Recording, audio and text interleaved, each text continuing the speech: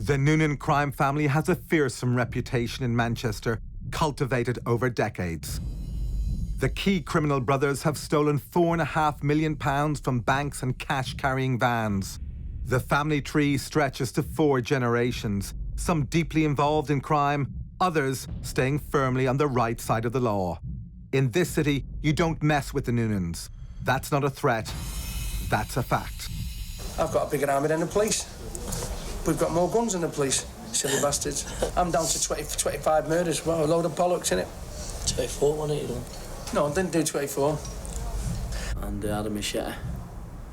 And one of the gang lads' dog was about, so I just chopped its head off and carried it inside the pub and put it on the pool table.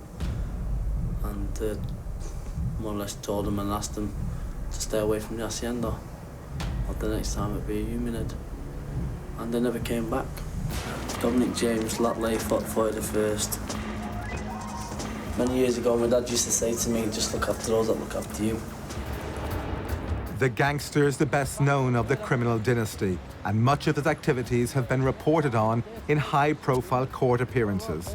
Others in the family have chosen to shun the limelight. Domenyk is a crime lord with a deserved reputation. He has over 40 convictions for serious crimes, including armed robbery, police assault, possession of firearms, prison escape, and fraud. He has been implicated in, though never convicted of, 6 gangland murders. Among the other charges which didn't stick are kidnapping, torture, and his favourite, witness intimidation. Yeah, it's the jury. I want to know where the payment is. Hello?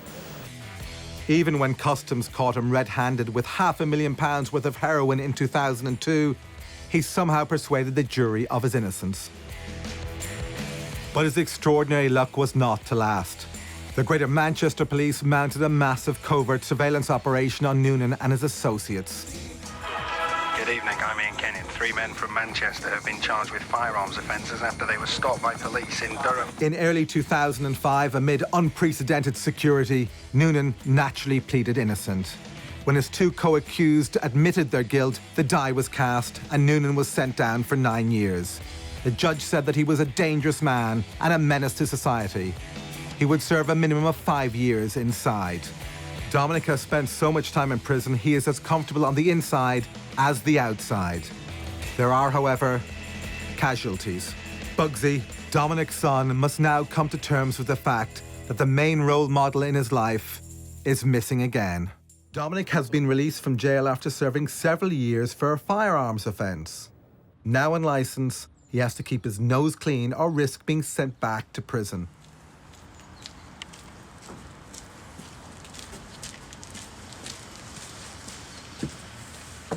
The terms of his licence have been sent to his legal representative.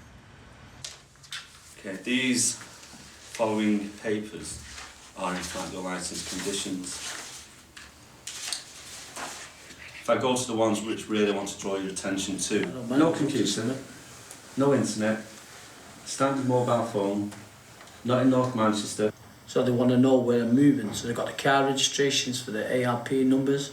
Now they've got the mobile phone number, IME number, the SIM number. So they're listening to all my phone calls, checking all my messages. I'm not allowed out of Manchester. You're not to hold the position of a director, owner, manager, partner, shareholder, contractor, or an employee of any business without the prior approval of your probation officer. What the fuck has this got to do with me being arrested and going to prison for?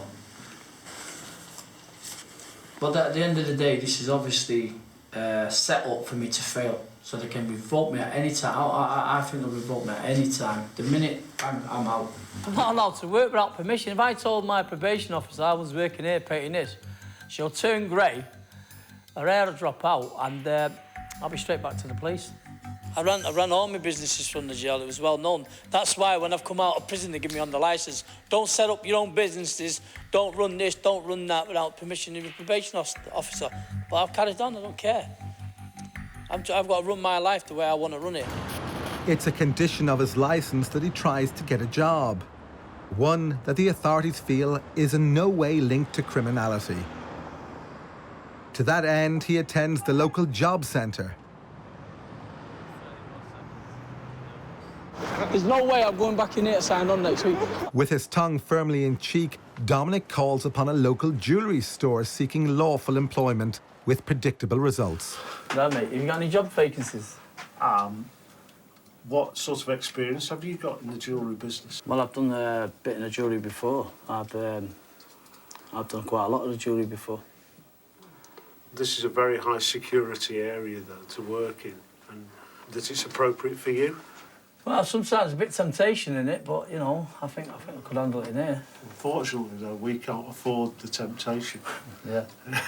One pocket full of bar stock is a lot of money. Yeah, yeah. Well, there's not much work going around for unemployed gangsters, is there? At the end of the day.